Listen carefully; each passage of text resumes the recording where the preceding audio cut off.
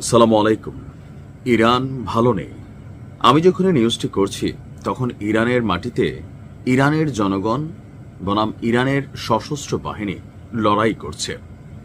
ইরানের সাধারণ জনগণকে পশ্চিমা যে সিস্টেম আছে সে সিস্টেম তাদেরকে হ্যাং করে দিয়েছে।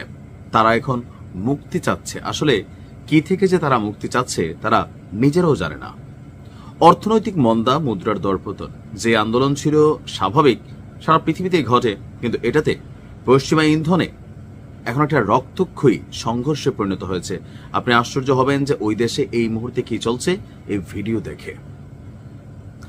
দর্শক, আমি যখন এই নিউজটি করছি, গতকালকে ইরানের সেনাবাহিনী এবং রাজকীয় যে বাহিনী আছে আইআরজিসি, তারা ঘোষণা করেছিল রেড লাইন।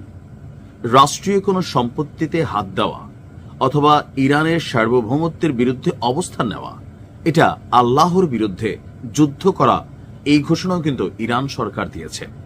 তারা এই শব্দটা কেন ব্যবহার করলো? যে এখানে যারা প্রটেস্টর আছে বা আন্দোলনকারী আছে, তারা বেসিক্যালি ইরানের ইস্যুতে তারা আসলে লড়াইটা করছে না।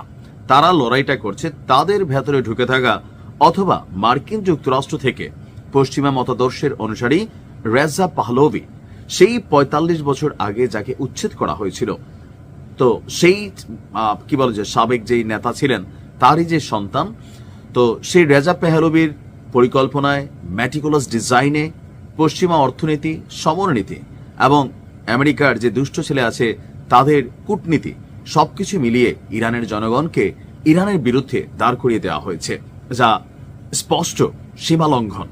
আর সেই সীমা লঙ্ঘনের বিরুদ্ধে গতকালকে থেকে রেড লাইন জারির পর আজকে রক্তক্ষয়ী সংঘর্ষ হয়েছে।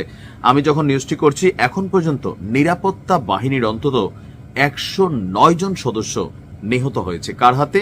তার দেশের জনগণের হাতে। তবে তাদের মধ্যে মিশে গেছে অনেক শুটার, তারপর হচ্ছে যে মুখোশধারী অনেকেই, কারণ এখানে আপনি আইডেন্টিফাই করার সুযোগ নেই। মসজিদগুলোতে আগুন দেওয়া হয়েছে। সরকারি সম্পত্তি এখনো একের পর এক দুর্ঘটনার শিকার হচ্ছে। ইস্ফাহান এবং কেরমাহান শাহ প্রদেশের সড়কগুলো এখন রণক্ষেত্রে পরিণত হয়েছে, যেখানে পুলিশ এবং থানাগুলোকে টার্গেট করা হচ্ছে। পরিস্থিতি কতটা ভয়াবহ তা স্পষ্ট হয়েছে রেড ক্রিসেন্ট সোসাইটির উপর হামলার ঘটনায়। গোলেস্তান প্রবেশে ত্রাণ ভবনে হামলা হয়েছে। এমনকি পূর্ব ইরানের মাশহাদ শহরে একটি মসজিদেও অগ্নিকাণ্ডের ঘটনা ঘটেছে।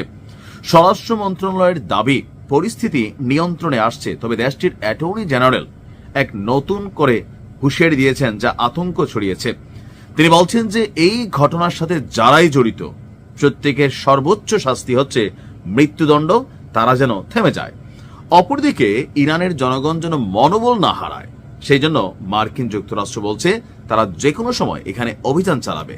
আর অভিযানের লক্ষ্যবস্তুগুলো হবে বেসামরিক স্থাপনাগুলা। ইরানের জনগণের পক্ষে তারা আছে। কানাডাতে ইরানের সমর্থনে রাস্তায় নেমেছে হাজার হাজার কিখুর। আমি জানি না এরা আসলে কি চায়। তারা চায় ইরানের মধ্যে ইসলামিক প্রজাতন্ত্র বা ইসলামিক রিপাবলিকান ইসলামিক যে কান্ট্রি, সেটা পরিবর্তিত হোক নতুন ভাবে।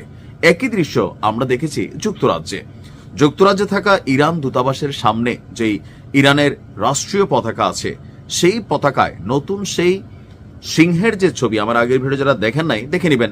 ইরানের পতাকাও এই যে ইলন মাস্কের যে কোম্পানি এক্স, সাবেক টুইটার, সেখানে নতুন নতুন পতাকার ছবি দেওয়া হয়েছে। তো সবকিছু মিলিয়ে একটা কঠিন অবস্থানে পৌঁছেছে। আপনার পার্লামেন্টে আপনার এই মুহূর্তে আমি যতটুকু দেখতে পাচ্ছি যে সবকিছু বিশ্লেষকদের মতে গত ৪৫ বছরের মধ্যে এটি ইরানের বর্তমান শাসন ব্যবস্থার জন্য সবচেয়ে বড় পরীক্ষা। এখন আমার কাছে মনে হয় যে আসলে যে কোনো সময় পরিস্থিতি যে কোনো দিকে যেতে পারে, কারণ রাস্তায় এখনো হাজার হাজার মানুষ লড়াই করছে। অপরদিকে সরকারের সমর্থনেও অনেকে রাজপথে নেমেছে, আপনার অস্ত্র হাতে লড়াই করছে। ইরানের যারা প্রটেস্টর আছেন তাদের কাছে অত্যাধুনিক প্রযুক্তির অস্ত্র আছে, যা দিয়ে তারা পুলিশ এবং সেনাবাহিনীর বিরুদ্ধে লড়াই করছে। আইআরজিসির মতন রাজকীয় বাহিনীর ৮ জন ছিল গতকালকে, আজকে দেখছি ১৯ জন তারা নিহত হয়েছে। কে মারছে? কারা মারছে? ইরানের জনগণকে মারছে। এজেন্ডা কার বাস্তবায়িত হচ্ছে? এতটুকু বোঝার ক্ষমতা থাকা উচিত। আল্লাহ ইরানকে হেফাজত করুক। আসসালামু আলাইকুম।